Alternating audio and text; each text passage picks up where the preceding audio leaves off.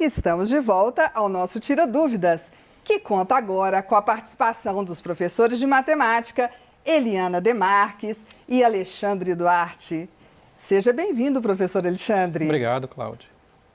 Lembrando que você pode fazer a sua pergunta pelo telefone fixo ou enviar uma mensagem para o nosso WhatsApp nos números que aparecem para você aí na tela. Enquanto você envia mais dúvidas para nós vamos relembrar algumas aulas de matemática do professor Alexandre. Tudo bem, professor Alexandre? Tudo ótimo, ótimo 2021 para nós. Isso, entramos com o pé direito aí. Então, Cláudia, todas as aulas, para todos os anos, foram aulas de apresentação, na verdade. E aí nessas aulas eu mostrei o cronograma do nosso primeiro bimestre, apresentei a equipe de matemática, me apresentei também e também falei de um laboratório de matemática usando tecnologia. Muito bem-vindos todos, obrigado. Ótimo! E agora que nós já relembramos as aulas do professor Alexandre, então nós vamos voltar para as perguntas. E já chegou aqui, professor, uma pergunta da aluna Alicia Rangel. Ela é do IENG, de Belo Horizonte, segundo ano. Um abraço, viu, Alicia? Professor, pode explicar como calcula os juros? Claro, e para não variar, Cláudia, vou usar o quadro de cara. Ótimo, vamos lá. Fique à vontade. Obrigado. Alicia, tudo bem? Obrigado pela pergunta. E, gente, já começamos muito bem com uma participação.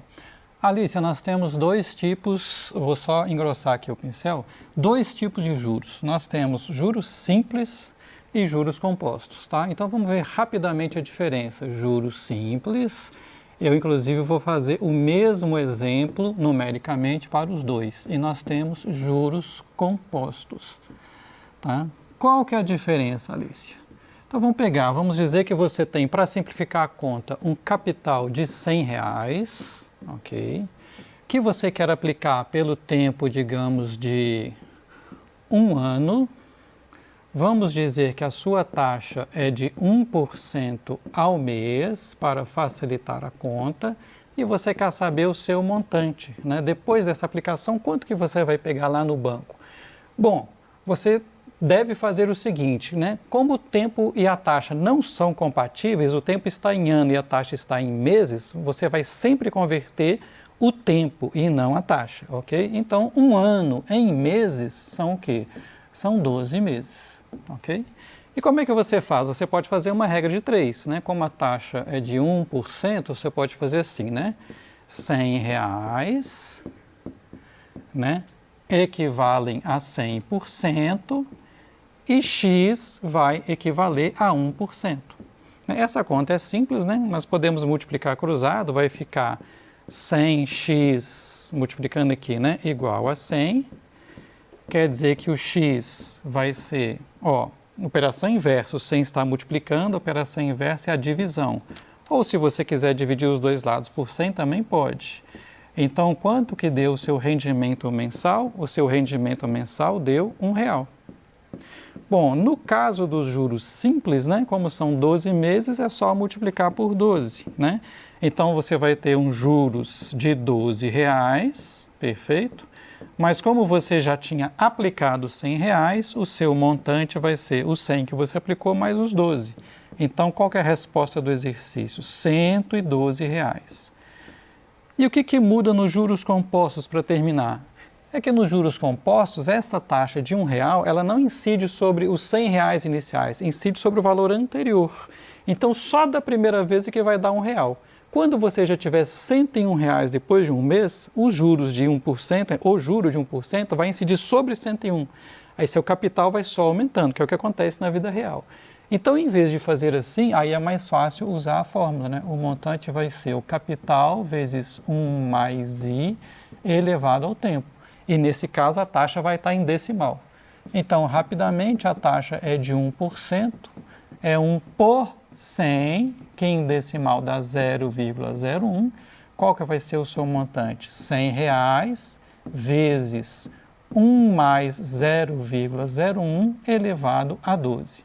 Bom, não temos condição de fazer aqui essa conta, né? Mas vou só mostrar o raciocínio. O montante vai ser 100 vezes 1 mais 0,01, vai dar 1,01 elevado Perdão, elevado a 12, ok? Então, aqui ficou elevado a 12. Então, para terminar, né, num prazo que acima de um período, acima de um mês, os juros compostos sempre vão dar um rendimento maior ou, né, uma dívida maior do que os juros simples. Muito obrigado, Alicia. Um grande abraço. Ótimo, eu agradeço. Vamos lá. Agora chegou uma dúvida aqui, professora, da Maria Paula. Ela é da Escola Estadual São José do Alto Rio Doce, 8º ano. Um abraço para você, Maria Paula. Olha só, professora, quando um sinal vem antes do parênteses e for negativo, trocamos o sinal do número que está dentro do parênteses? Isso, obrigada pela pergunta. Vamos lá? Vamos lá no quadro. Fique à vontade. Melhor. Vamos ver se a canetinha já está branca. Bom, quando eu tenho um sinal na frente de um parêntese, se eu tiver, por exemplo, a soma, né? Eu tenho 3 mais menos 2, eu estou somando, né? Se o sinal é negativo, igual você falou, eu vou trocar o sinal. Então, isso é diferente disso. Ok? Então, um mais na frente de um parêntese, eu mantenho o sinal. O menos na frente de um parêntese, eu vou trocar o sinal, né, do valor que está dentro do parêntese. Então, eu tenho 3 mais menos 2, vai ficar 3, mantém o sinal menos 2. 3 menos 2, né, vai ser diferente desse. Esse, eu tenho menos na frente do parênteses. Então, este menos, eu vou trocar o sinal. Então, a sua pergunta, toda vez que eu tenho um sinal negativo na frente de um parênteses, eu vou trocar o sinal. Então, 3 vai ficar mais, né, troquei o sinal, 2, ok? Bom, 3 menos 2 vai dar 1. 3 mais 2 vai dar 5. Então, são operações diferentes. Obrigada pela pergunta. Ótimo. Muito obrigada, professora. Muito obrigada. Muito obrigada. Vamos para a próxima questão. Fique à vontade. Vou pôr a canetinha aqui. Vamos lá. Vamos lá. Aqui agora. Chegou agora uma pergunta do 2º ano, da Bárbara Gonzaga Silva, da Escola Nossa Senhora do Carmo, de Betim, 2º ano. Abraço para você, Bárbara. Em quais casos eu posso transformar um número em notação científica, professor? Vamos lá. Vamos. Vamos novamente ao quadro, por favor. Um abraço para a Bárbara e um abraço para os alunos de Betim, né? Bom, a gente viu o que é notação científica rapidamente. Uma notação da seguinte forma, por exemplo, 4,3218 vezes 10 elevado a 5, por exemplo. Então, nós temos um número real multiplicado por uma potência de 10, na qual o expoente de 10 é um número inteiro, que pode ser negativo, positivo ou zero. Você, Alex, pode ser negativo esse número? Pode, à esquerda, por exemplo, menos 3,0015 e a potência também, vezes 10 a menos 3, ok? Esse número da esquerda, em módulo, ou seja, se você não considerar o sinal, né, ele é chamado de n, é o termo dígito, ele tem que estar, ó, o módulo dele tem que estar entre 1, incluindo 1, e 10, não incluindo 10.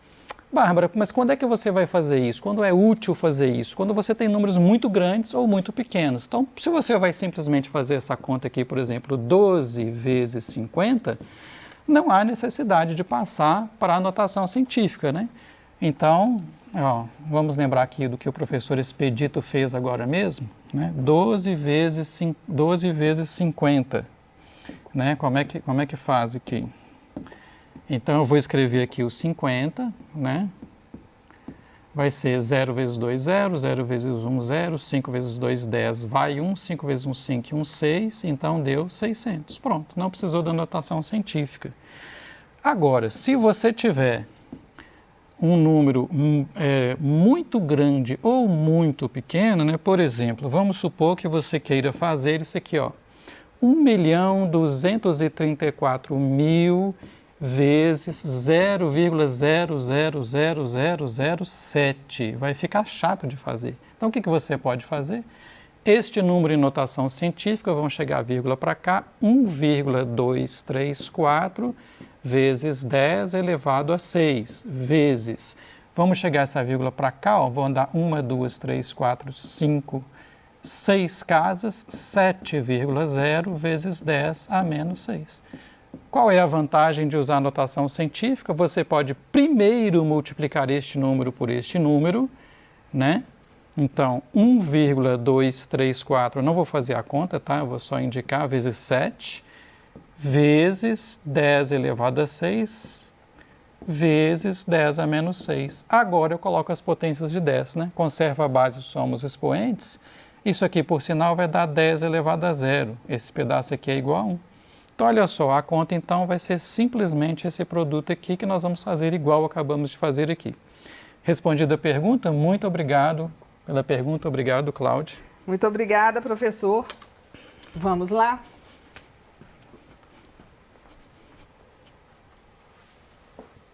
Professor, segundo ano agora a nossa questão.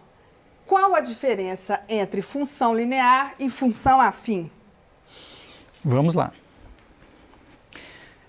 Gente, isso causa muita confusão, tá? Então, uma sugestão, vamos fazer uma distinção assim, ó.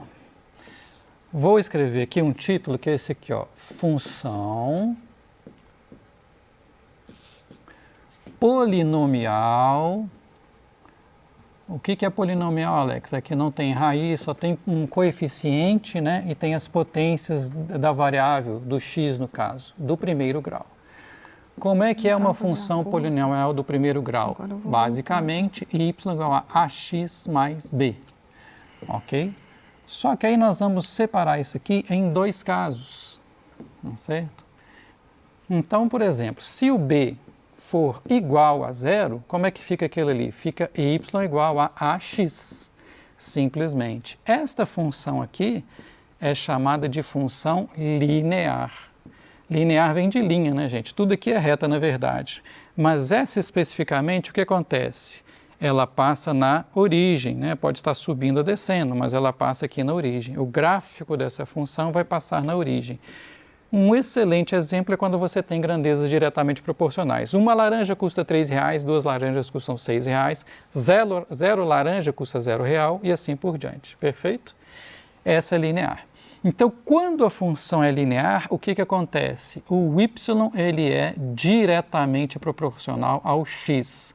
Como assim, Alex? Se você, por exemplo, duplica o x, você duplica o y, né? Se você multiplica o x por 10, você multiplica o y por 10. E o outro caso, quando b é diferente de 0. Então, vai ser a expressão completa, y é igual a x mais b. E aí, o que acontece? Aí a reta não passa mais na origem. Você tem algo que não é diretamente proporcional nesse sentido, as grandezas não são. Exemplo, uma conta de água ou de luz, por exemplo, que mesmo se você não consumir nada, você vai pagar alguma coisa. A partir da taxa mínima, digamos assim, aí o seu valor da conta vai ser proporcional ao consumo. Então, o que é interessante observar para terminar é que em qualquer caso, né, mesmo que o y não seja proporcional a x, o que acontece? O ΔY, ou seja, a variação do y é proporcional à variação do x. Esse quociente aqui é constante, vai coincidir com o valor desse A aqui que está multiplicando o x. Significa que se você tem uma variação aqui, ó, no x, a variação correspondente no y vai ser sempre a mesma. Essa aqui é a propriedade fundamental da reta. E aí, nesse caso, né, como ela não passa pela origem, ela não é verdadeiramente linear, ela é chamada linear afim. O que é afim? Uma coisa próxima, parecida. O gráfico ainda é uma reta, mas não passa na origem. Ok? Espero que a dúvida tenha esclarecido. Obrigado, Cláudio. Com certeza foi esclarecida, sim. Vamos lá. Vamos voltando aqui Professora Lili, uma pergunta do 5º ano. Pode explicar de novo como resolver o exercício 8 da semana 1? Uma caixa tem 850 laranjas. Quantas laranjas terão em 5 caixas?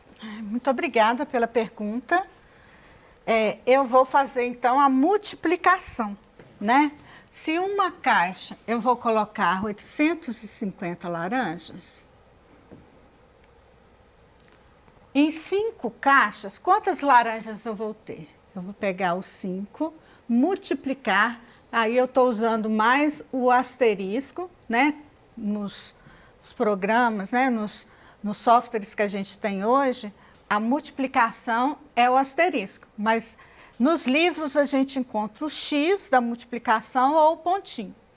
Então, o importante é saber as regras, né, da multiplicação. 5 vezes 0 vai ser 0. 5 vezes 5, 25, subiu 2. 5 vezes 8, 40, com mais 2, 42. Então, qual que é a minha resposta? Eu vou ter, né, nessas 5 caixas de 4.250 laranjas. Eu posso usar esse pontinho para separar o milhar ou não. Obrigada pela pergunta. Ótimo. E ainda para você, professora. Verdadeiro ou falso? O produto entre 2 números negativos fornece um resultado negativo? Produto entre 2 números negativos. Vou apagar aqui, né? Bom, vou aproveitar e responder uma pergunta que chegou aqui também, né? Que do número negativo, né? O número negativo, quando eu tenho o produto, aí vou explicar também com outras operações, né? Aluno fica na dúvida, às vezes, da multiplicação. Por exemplo, eu tenho menos 2 vezes, agora vou usar o pontinho, tá? Esse pontinho significa o quê? O produto. O produto é a multiplicação. Então, menos 2, menos 3. Então, eu tenho o produto de 2 números negativos. Verdadeiro ou falso, Cláudia? Como que eu faço? Menos vezes menos, eu multiplico os sinais, vai dar mais. Então, aqui eu estou multiplicando menos vezes menos. Então, o sinal fica positivo. E agora eu vou para os números. 2 vezes 3, que dá 6. Então, a resposta é 6. Positivo ou negativo? Positivo. E aí, a pergunta foi verdadeiro ou falso, né? Um produto entre 2 números negativos vai ser positivo? Verdadeiro, né? Verdadeiro. Vai ser positivo. Produto entre 2 números negativos, ok? Obrigada. Ótimo, muito bem explicado, professora. Isso, muito obrigada. Vamos lá. Chegou agora uma pergunta do Leandro Rodrigues. Ele é da Escola Estadual Maria Campos e Silva, do município de Oliveira. Ele é do 9º ano, professor. Como transformar uma dízima periódica simples ou composta em fração? Ok, vamos lá. Vamos usar o quadro para não variar, né? Vamos lá. Ó, gente, estou gostando de ver a participação dos alunos. Ótima mesmo. Gente, fiquem ligados que assim como a professora Eliana, eu também estou usando muitas vezes o asterisco para indicar a multiplicação, né, porque eu estou usando programação como laboratório para matemática. Respondendo a pergunta, né, que é o contrário da pergunta que veio para o professor Expedito, né? Lá ele mostrou como transforma fração em dízima. E como é que volta? Se eu tenho a dízima, como é que eu transformo em fração? E antes disso, né, falou dízima periódica simples ou composta. Então vamos esclarecer aqui essa dúvida. Ó. Dízima periódica simples é aquela que só tem a parte que repete. Então, um exemplo, 0,1414, etc, etc, ou mais simplesmente 0,14 com a barra em cima, indicando a parte que repete. Agora, a dízima periódica composta tem alguma coisa que não repete, tá certo? Então, por exemplo, 0,32, 888, vocês estão vendo que só o 8 repete, então ficou assim, ó. 0,328, com a barra só em cima do 8. Vamos complicar mais ainda, vamos dizer que, além disso, você tem a parte inteira. Então, digamos que você tem um número assim, ó, 5,2314, etc., ou seja, 5,23814, com a barrinha em cima. Essa, além de ser uma dízima periódica composta, ainda tem a parte inteira. Bom, como que você faz então? Separa a parte inteira, né? 5 mais uma fração, ok? E aí, essa fração, né, que vai ser a fração geratriz da dízima, ela vai se formar da seguinte maneira, tá? Então, vai ser, eu vou escrever assim, entre aspas, tá? Mas eu vou explicar. Tudo, ok? Menos, vamos colocar aqui, tudo menos a parte que não repete, mas eu vou explicar aqui no exemplo, beleza? Uma certa quantidade de noves e uma certa quantidade de zeros. Como assim, Alex? Quantos noves tem? A quantidade de noves é igual à quantidade da parte que repete, e a quantidade de zeros é igual à parte que não repete. Fazendo aqui para o exemplo, né, porque tenho certeza que isso aí não ficou nada claro, 5 mais. O que é tudo? A parte que não repete junto com a parte que repete. Então, ficou no meu exemplo aqui 23.814. Menos, qual é a parte que não repete? Menos 23. Bom, se você olhar, a parte que repete, que é 814, ela tem 3 algarismos. Então, você vai colocar 3 noves aqui, 999. E a parte que não repete, ela tem 2 algarismos, então você vai colocar 2 zeros. Então, por incrível que pareça, né, se você não vou fazer a conta, mas se você fizer essa fração aqui, dividir por 99.900 e somar 5, você vai obter exatamente esse número aqui, ok? Então, esse é o pior caso que pode acontecer, que tem a parte inteira, tem a parte que não repete e tem a parte que repete. Muito obrigado pela pergunta. Muito obrigada, professor Alexandre. E agora nós temos 1 minuto, professora, para responder essa questão do 6º ano. Como separar cada algarismo do número 0,58 no quadro posicional? Ó, tranquilo, né? Eu vou pegar... É 1 minuto, então tem que ser rápido. Isso. Então, ó, o 0 é a parte inteira. Como eu não tenho, né, eu coloco o 0. Depois da parte inteira, vai vir a parte decimal. E aí, na parte decimal, eu tenho essa unidade aqui, é o 5. Como ele está na parte decimal, é décimo.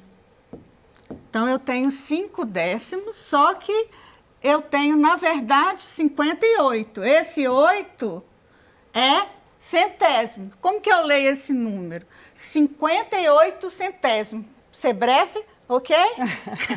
Mas no quadro posicional separa assim. Muito obrigada.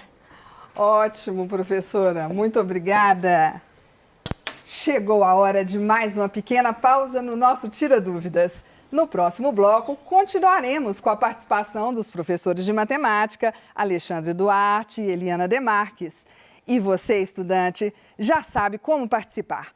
Ligue para o nosso telefone fixo 31 3254 3009 ou envie uma mensagem para o nosso WhatsApp no número 31 98295 2794.